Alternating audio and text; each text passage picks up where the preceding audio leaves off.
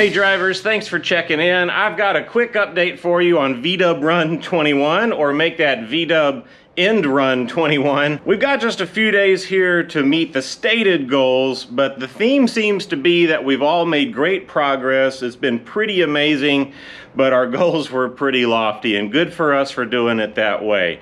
However, there are still just a few days left, and I'm gonna give it the old college try. Starting tomorrow, I've got 3 days off so I can work on the car. But for right now, here's the big wild card. I've got the title, I've got proof of insurance. I'm headed to the DMV to see if I can get a tag for this thing. So if we get an opportunity to drive this car to the coast before the end of the year or thereabouts, I'll want it to be safe and legal. In that order. I'll give you some updates here in just a second to let you know what the project entails, but I gotta rush off to get this tag from the DMV, and I'll be right back with you in a minute. I'm here at the DMV and I'm on time, but they're running about 40 minutes behind. Fun! So we'll sit here and anticipate whether or not I'm gonna successfully get a tag for Dweezil, and then we can get on to other things, and then probably 1,000 other things that I'm not imagining right now. So it's going to be a lot of fun.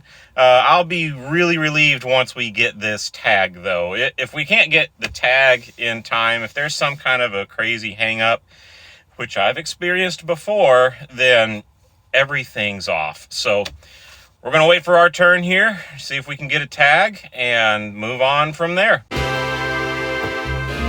So I guess you can tell that things went well. We're all set, folks. We got the tag. We're registered. We're in good shape. We're legal, as long as we put the tag on the car. And that's one of the things on our to-do list. So let's get back to the shop. I'll get started on the wiring and get you all caught up on all the stuff that needs to be done and how we're going to share it over the next few days. So I'll see you back at the shop.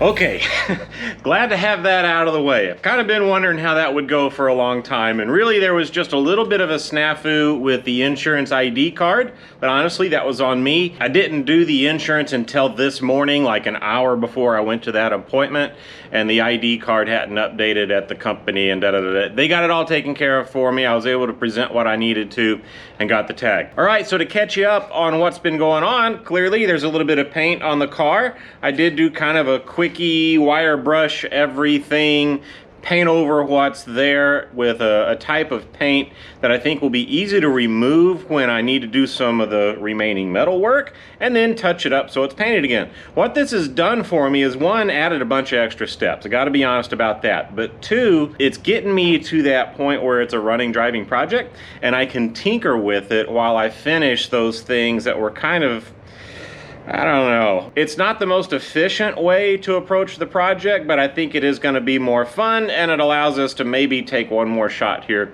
at the VDub Run 21 thing. So where are we now? We've got this hammered Rust-Oleum paint job, so it's got this texture to it.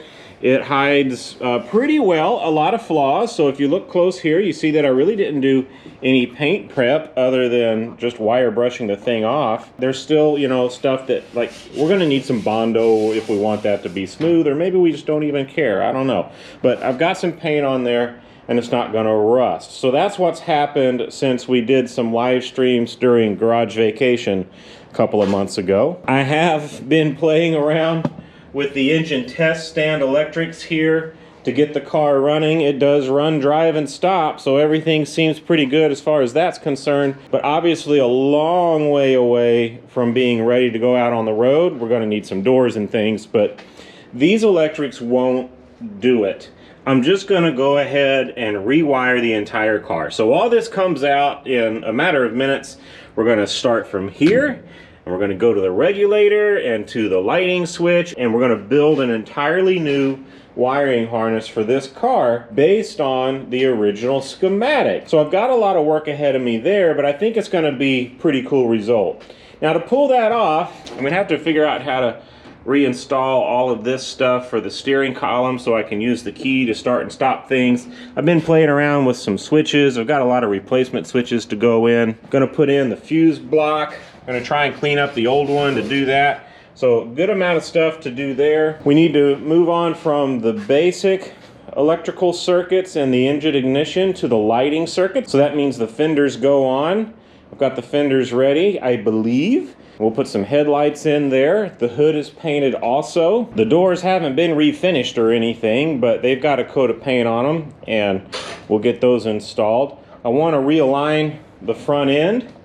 So we've got access to all that, and everything's loose and refurbed and good for the adjustment. So we'll get that situated. The tank, I believe, is ready to go in. You know, it seems like we have everything that we need to get this car safely and legally on the road.